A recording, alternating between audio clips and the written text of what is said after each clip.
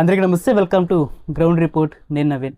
Andhra Pradesh YCP party అధినేత మాజీ ముఖ్యమంత్రి అని చెప్పుకోవడానికి ఆ పార్టీ శ్రేణులు ఇష్టపడలేదు కాబట్టి, ఎందుకంటే జగన్మోహన్ రెడ్డిని వైసీపీ అధినేతగానే వాళ్ళు సంబోధిస్తున్నారు కాబట్టి మనం కూడా అదే విధంగానే సంబోధించాలి.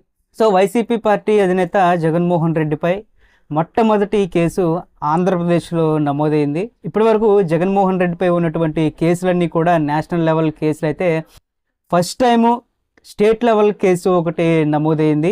అది మాజీ ఎంపీ, ప్రస్తుత ఉండి ఎమ్మెల్యే అయినటువంటి రఘురామకృష్ణరాజు ఈరోజు జగన్మోహన్ రెడ్డి పైన పలువురు ఐపీఎస్ అధికారుల మీద కేసు పెట్టడం అయితే జరిగింది. జగన్మోహన్ రెడ్డి సీఎంగా ఉన్నప్పుడు తన అధికార దుర్వినియోగం, కక్ష సాధింపులో భాగంగా అప్పుడు తన పార్టీకి చెందినటువంటి రఘురామకృష్ణరాజు పైన ఏ విధంగా ప్రవర్తించాడో మనందరికీ తెలిసిందే.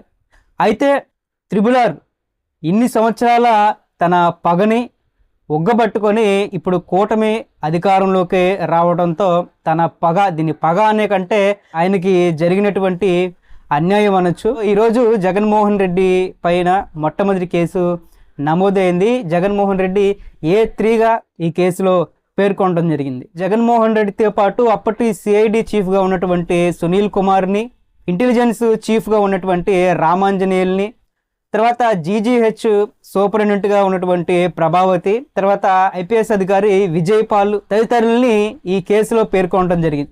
గుంటూరు పోలీసులు ఈ కేసుని స్వీకరించి ఎఫ్ఐఆర్ కూడా నమోదు చేయడం జరిగింది. అయితే అప్పుడు జగన్ ప్రభుత్వం రఘురామకృష్ణరాజుపై పెట్టినటువంటి కేసు ఏంటి, ఇప్పుడు రఘురామకృష్ణరాజు జగన్పై ఇతర ఐపీఎస్ అధికారులపైన పెట్టినటువంటి కేసు ఏంటి అని ఒకసారి మనం పరిశీలిస్తే 2021 మే 14వ తేదీన హైదరాబాద్లోని గచ్చిబౌలిలో ఉన్నటువంటి రఘురామకృష్ణరాజు తన బర్త్డే వేడుకలు జరుపుకుంటున్నటువంటి నేపథ్యంలో అప్పుడు దాదాపు 30 మంది మఫ్టీలో ఉన్నటువంటి సిఐడి అధికారులు ఆయన ఇంటికి వచ్చి ఆయన్ని బలవంతంగా ఎలాంటి నోటీసు ఇవ్వకుండా, ఎలాంటి వారెంటు లేకుండా అక్కడ ఉన్నటువంటి లోకల్ మెజిస్ట్రేట్ ముందు హాజరుపరచకుండా రఘురామకృష్ణరాజుని బలవంతంగా మంగళగిరిలో ఉన్నటువంటి సిఐడి కార్యాలయానికి తీసుకురావడం జరిగింది. ఇంతకీ అప్పుడు ఆయన మీద పెట్టినటువంటి కేసు ఏంటంటే ప్రభుత్వాన్ని విమర్శిస్తున్నాడు అనేది ప్రధానమైనటువంటి ఆయన మీద పెట్టినటువంటి కేసు. సో అప్పట్లో త్రిబుల్ జగన్ విధి విధానాలపైన విమర్శిస్తూ ప్రజలకి వ్యతిరేకంగా జగన్మోహన్ రెడ్డి చేసినటువంటి ఆ పనులని వ్యతిరేకిస్తూ ఆయన అనేకమైనటువంటి సందర్భాల్లో విమర్శల్ని గుప్పించడం జరిగింది. విమర్శ అనేది ఎప్పుడు నేరం కాదు, అదేమి పనిషబుల్ అఫెన్స్ ఏమీ కాదు. ఎందుకంటే ఇప్పుడు కూటమి ప్రభుత్వం వచ్చినప్పుడు కూడా వైసీపీ పార్టీకి చెందినటువంటి వారు ప్రభుత్వం ఏర్పడిన నెల కూడా కాకుండానే అనేకమైనటువంటి ఆరోపణలు, విమర్శలు చేస్తున్నారు ఆ పార్టీకి చెందిన వాళ్ళు. అయితే ఇప్పుడు వాళ్ళని కూడా అరెస్ట్ చేయాలి కదా. అయితే ప్రభుత్వాన్ని విమర్శిస్తున్నాడనే నేరం కింద రఘురామకృష్ణరాజుని అరెస్ట్ చేసి తీసుకొచ్చారు. ఇది అప్పుడు రఘురామ పైన పెట్టినటువంటి కేసు. మరి ఇప్పుడు రఘురామకృష్ణరాజు, జగన్మోహన్ రెడ్డి ఇతర ఐపీఎస్ల మీద పెట్టినటువంటి కేసులు ఏంటి అంటే, అప్పుడు ఏదైతే 2021లో రఘురామకృష్ణరాజుని అక్రమంగా అరెస్ట్ చేశారని చెప్తున్నారో ఆ సమయంలో ఈ అప్పటి సిఐడి చీఫ్గా ఉన్నటువంటి సునీల్ కుమార్, ఇంటెలిజెన్స్ చీఫ్గా ఉన్నటువంటి రామాంజనేయులు ముఖానికి గుడ్డలు కట్టుకొని రబ్బర్ బెల్ట్లు, లాఠీలతో తనని విచక్షణారహితంగా కొట్టారని, కొట్టడమే కాకుండా ఈ కొట్టినటువంటి దృశ్యాలని వీడియో తీసి అక్కడ జగన్మోహన్ రెడ్డికి లైవ్లో చూపించారని, బైపాస్ సర్జరీ చేయించుకున్న తనని వెల్లకిలుగా పడుకోబెట్టి తన గుండెలపైన అమాంతంగా కూర్చొని రఘురామకృష్ణరాజు యొక్క మొబైల్ స్క్రీన్ లాక్ తీయమని బెదిరించారని, తర్వాత ఈ కొట్టిన విషయం కనుక కోర్టులో చెప్తే తర్వాత రోజు ఎన్కౌంటరే అని చెప్పి బెదిరించారని, అయినా సరే వీళ్ళకి దడవకుండా మరుసటి రోజు కోర్టులో ఈ విషయాన్నంతా చెప్తే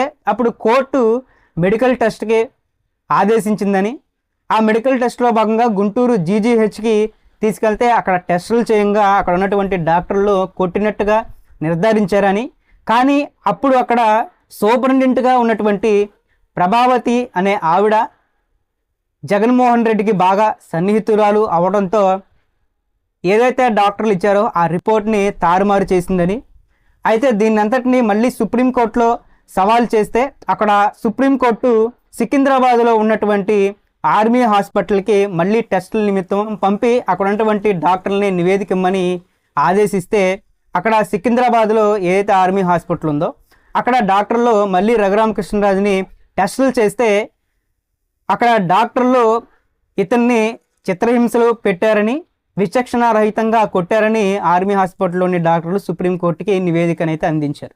కాబట్టి సునీల్ కుమారు, తర్వాత సీతారామాంజనేయులు, ప్రభావతి, తర్వాత ఆ సమయంలో ఉన్నటువంటి విజయపాలు, జగన్మోహన్ రెడ్డి అప్పుడు తనని హింసించడమే కాకుండా తప్పుడు రిపోర్ట్లు ఇచ్చారని ఈ 5గురు మీద రఘురామకృష్ణరాజు ఆరోపిస్తూ కేసు పెట్టడం జరిగింది.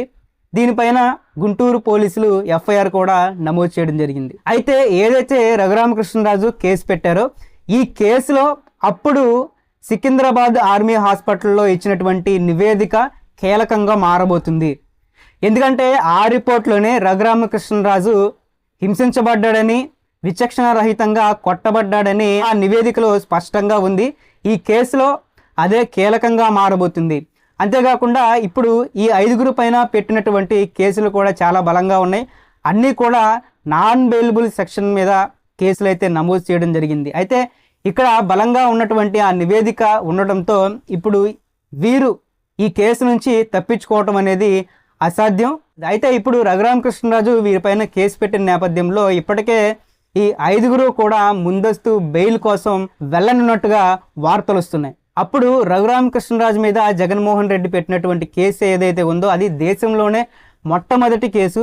ఒక ప్రజాప్రతినిధిని ఇంకో ప్రజాప్రతినిధి, పైగా అప్పుడు సీఎంగా ఉండి పోలీసుల్ని ఉపయోగించి చిత్రహింసలు పెట్టడం అనేది బహుశా దేశంలోనే రఘురామకృష్ణరాజే మొట్టమొదటి విక్టిమ్గా ఉన్నారనే అనుకోవచ్చు. అంతేకాకుండా ఇప్పుడు రఘురామకృష్ణరాజు ఒక సీఎం పైన ఐపీఎస్ అధికారుల మీద కూడా కేసు పెట్టడం కూడా ఇదే దేశంలో తొలిసారి. అయితే ఇప్పుడు ఈ కేసు ఎక్కడి వరకు వెళ్తుంది, ఏ విధంగా ముందుకెళ్తుంది, ఈ 5గురు కూడా దీన్ని ఏ విధంగా సవాల్ చేయబోతున్నారు అనేది ఉత్కంఠంగానే ఎదురు చూడాల్సినటువంటి అంశం.